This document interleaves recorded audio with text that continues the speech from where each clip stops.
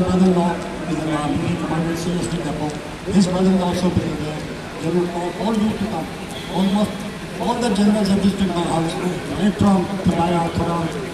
Tonachi, Hiba, Mahendra, but they have never had such relations.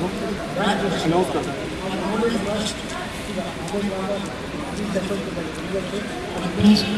let them solve this problem. हाँ लागू होया ਉਹਦੇ ਵਿੱਚ ਕੰਟੋਨਮੈਂਟ ਬੋਰਡ ਦਾ ਇੱਕ ਅਲੱਗ ਐਕਟ ਹੈ ਕਾਨੂੰਨ ਹੈ ਕੰਟੋਨਮੈਂਟ ਐਕਟ ਨੂੰ ਅਗਰ ਛਾਉਣੀ ਦੇ ਸੀਈਓ ਸਾਹਿਬ ਕੰਟੋਨਮੈਂਟ ਬੋਰਡ ਦੀ ਜਿਹੜੀ ਬੋਡੀ ਹੈ ਸੰਵਿਧਾਨਿਕ ਕਨਸਟੀਟਿਊਸ਼ਨਲ ਬੋਡੀ ਹੈ ਅਗਰ ਉਹ ਕੋਈ ਨਿਰਣੇ ਲੈ ਕੇ ਕੰਮ ਕਰਦੀ ਹੈ ਤਾਂ ਉਹ ਸਾਰੇ ਲੋਕਾਂ ਨੂੰ ਸਿਰ ਮੱਥੇ ਤੇ ਹੁੰਦਾ ਲੋਕਾਂ ਨੂੰ ਸਲਾਮ ਕਰਦੇ ਹੈ ਲੇਕਿਨ ਸਾਥੀਓ ਬਾਬਾ ਸਾਹਿਬ ਭੀਮਰਾਓ ਅੰਬੇਦਕਰ ਨੇ ਸਾਨੂੰ ਸੰਵਿਧਾਨ ਦਿੱਤਾ 26 ਜਨਵਰੀ 1950 ਨੂੰ ਸੰਵਿਧਾਨ ਲਾਗੂ ਹੋਇਆ ਲੇਕਿਨ ਉਹ ਸੰਵਿਧਾਨ ਦੀ ਉਲੰਘਣਾ ਜਿਹੜੀ ਹੈਗੀ ਹੈ ਅਗਰ ਸੈਨਿਕ ਖੇਤਰ ਸੈਨਾ ਜਿਹਨੂੰ ਅਸੀਂ ਸਲਾਮ ਕਰਦੇ ਹਾਂ ਸੈਨਾ ਸਾਡੇ ਸਿਰ ਦਾ ਤਾਜ ਹੈ ਸੈਨਿਕ ਸਾਡੇ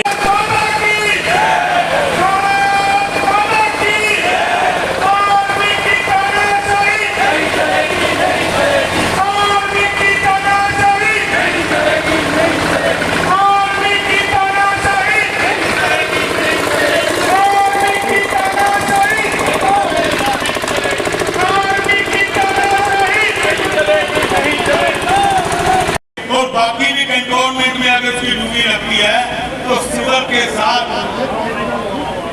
के साथ उसका कोई लिंक नहीं होना चाहिए। ऐसे आदमी का सिविल और आर्मी के साथ डिस्प्यूट पैदा करते हैं और हम ये कहेंगे अपने हायर अथॉरिटी से इंटेलिजेंस से उस आदमी की इंक्वायरी की है और इमीडिएट उसकी ट्रांसफर की है जो कि छावनी की जनता को सुकून की जिंदगी से अपना जीवन व्यतीत करें अपना बिजनेस कर सकें। भारत माता की तोड़े जा रहे हैं उन्हें चलान किया जा रहा है उन्होंने हेलमेट सीधे जा रहे हैं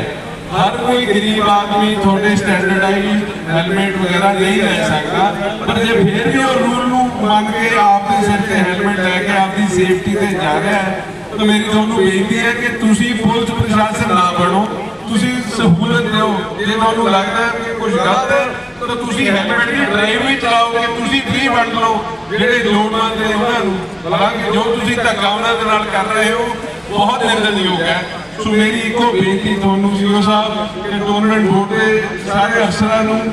ਕਿ ਜਦੋਂ ਜਨਤਾ ਇਕੱਠੀ ਹੁੰਦੀ ਹੈ ਜਦੋਂ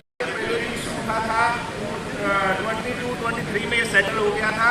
अभी अप्रैल मार्च में भी ये चला था तब भी हमने अपना बात की रजिस्टर की हमने उस चीज़ को रोका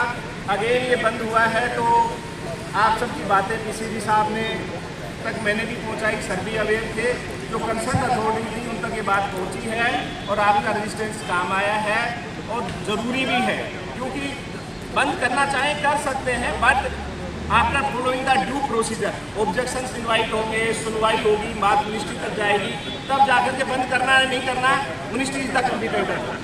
राइट तो ये बात ऑलरेडी सेटल हो चुकी है और सर ने सिचुएशन ऑलरेडी आई होप भी डिफ्यूज कर चुके हैं ये आश्वस्त भी किया सर ने और हम सब आगे भी मिलकर के अपना काम करते रहेंगे और आगे परसों 15 अगस्त है आप सब इनवाइटेड हैं आइए 16 को ये रास्ता खुला है लेकिन स्पीड कंट्रोल करना हेलमेट पहनना सेफ्टी आप सबने हमारे साथ भले के लिए इसके लिए हम आपके साथ हैं जी पूरी तरह साथ हैं एक्सीडेंट को बहुत धन्यवाद सिक्योरिटी बहाना नहीं है जी सिक्योरिटी एक्सीडेंट में लोग मर जाते हैं बहाना नहीं सर कुछ रोड 10 बजे बंद कर दी जाती हैं वो 10 बजे रोड से क्लियरेंस था उसके बाद भी लेकिन इमरजेंसी के लिए खुला है आपको किसी को भी आना जाना हो चाहे वो फौजी भी है तो भी हम क्लियर कर देते हैं संतरी वही है जैसे लोगों को जरूरत होती है वो गेट ऊपर हो जाता है खोल देते हैं बस एंट्री करते हैं कि कौन इस रास्ते से आएगा सर नहीं जाना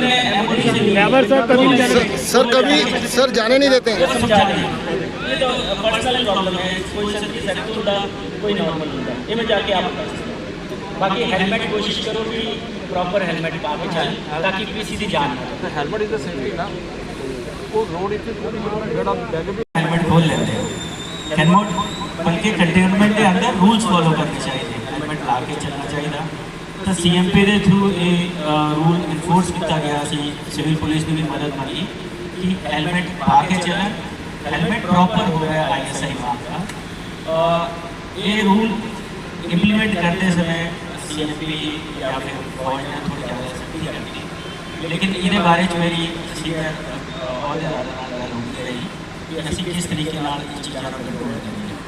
दूजा कैंटोनमेंट के अंदर ई प्लीजिंग बहुत हो रही है, लोग बाहर के आते हैं, जो लोग वॉकिंग कर रहे थे और स्कूल के बच्चे छेड़छाड़ कर रहे हैं, वो भी कंट्रोल करने की सारी जरूरत है। ये वास्ते सारे तो मिलकर काम कर रहे हैं, कैंटोनमेंट के लोगों फौज तो और नाल पुलिस एंड ईवन जो सारे पॉलिटिशियंस हैं, काउंसलर्स हैं, सिविल सोसाइटी के लोग सारे मिलकर काम करना चाहिए। तो ये 3-4 प्रॉब्लम्स चली करती हैं। मैं DGP साहब ने भी ये हाईलाइट किया था कि जो लोग सिविल इलाके नहीं कर सकते हर काम, वो कंट्रोलमेंट जाके ड्रग्स, ईवटीजिंग, रैश ड्राइविंग, एक्सीडेंट्स करके आ जाया करते, ये चीज़ें नहीं होनी चाहिए। सब मिल के काम करना चाहिए। सो 15 तरीक दिक्कत सिक्योरिटी के कारण शिवाजी रोड बंद है। मैं हौली कर दिया अलंकृत साढ़े सुनील सोल जी बड़ी खुशकिस्मती है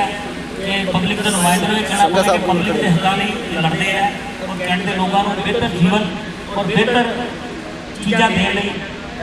तत्पर रहे हैं। नाल CEO ओमपाल सिंह जी साडे विच खड़े हैं। सर सिर्फ गुजारिश ही हैगी है, अज का जिहड़ा साडा रोज मार्च निकलिया है, ये सिर्फ चुनिंदा मौजूद सीनियर जो कंटोनमेंट के बंगलो एरिए के कंटोनमेंट के सारे इलाके के लोग इकट्ठे हुए हैं। ये गिनती बहुत ज़्यादा 10 गुना ज़्यादा भी हो सकती थी, लेकिन 15 अगस्त का दिन और भारत का स्वतंत्रता दिवस सारा उत्सव अगे आया है। इस करके सारे ही प्रेसिडेंट का जड़ी सियाल हम लोगों ने समझा कि असी बड़ी थोड़ी गिरी उठ जाइए और अपनी गल रखिए कि कंटोनमेंट क्षेत्र के हिंदुस्तान के संविधान ने 1926 बाबा साहब अम्बेडकर ने कंटोनमेंट बोर्ड की व्यवस्था जो भी दी संविधान के व्यवस्था कंटोनमेंट के लोगों की समस्यावां और सहूलतां देखती है और जो अधिकार कंटोनमेंट बोर्ड के है कॉन्स्टिट्यूशनल बॉडी के है वो कंटोनमेंट बोर्ड का मिनी पार्लीमेंट जी बोर्ड अध्यक्ष साढ़े सेना के अधिकारी हुए हैं और CEO साहब मेंबर सेक्रेटरी हुए हैं। कई बार इलेक्टेड बोर्ड हुआ है, कई बार मैं नॉमिनेटेड मेंबर है, लेकिन उन व्यवस्था को कंटोनमेंट बोर्ड चलाते हैं। कोई सारा रास्ता बंद करना है, कोई साढ़े कोई गल लागू करनी है, अगर कंटोनमेंट के थ्रू आएगी तो लोग सलाम मारेंगे। ਅਸੀਂ ਤੁਹਾਡੇ ਆ ਕੇ ਕਹਾਂਗੇ ਸਾਰੇ ਗਲਤ ਸਹੀ ਤੁਹਾਡੇ ਨਾਲ ਗੱਲ ਕਰਾਂਗੇ, लेकिन बाबा साहब भीमराव अम्बेडकर के संविधान को अगर कोई सेना का अधिकारी साढ़े कंटोनमेंट बोर्ड के अध्यक्ष और कंटोनमेंट बोर्ड के CEO कंटोनमेंट बोर्ड की पार्लीमेंट को बाईपास करता है तो भारत के संविधान को पैरा तले ढूंढता है, कुचलता है और बाबा साहब का हिंदुस्तान के नागरिकों के मौलिक अधिकार का फंडामेंटल राइट्स का हनन करता है और इन्हों के अधिकारियों की कार्रवाई होनी चाहिए। ज़्यादा न करते हुए कैंट के बहुत सारे रस्ते बंद है सर। 1984 के अतवाद का उग्रवाद का दौर रहा जो हर घर खतरा होता है, हर सड़क से हर बाजार से बस पर ही खतरा होता है, लेकिन कंटोनमेंट बोर्ड का इस्तेमाल करते चारों पासे रस्ते खुले थे, लेकिन बड़े अफसोस की बात है पिछले 90 साल तो रात को 10 बजे से लेकर सवेरे 6 बजे तक असं कैदी हो जाते हैं। असं सेना के नाल है, सेना साढ़े सिर का ताज है, लेकिन साढ़े मौलिक अधिकारों को कुचलोना सर साड़ी यही गुजारिश है। शिवाजी को मांग है कई लोग इन्होंने मांगे ने छोटे लोग का समर्थन करते हैं क्योंकि सेना साड़ी सुरक्षा लिए है,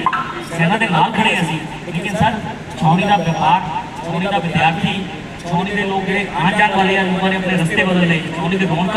दिनों दिन घट रही हैं, छावनी लोग ही हम रहना भी पसंद, कई लोग सिर्फ इतने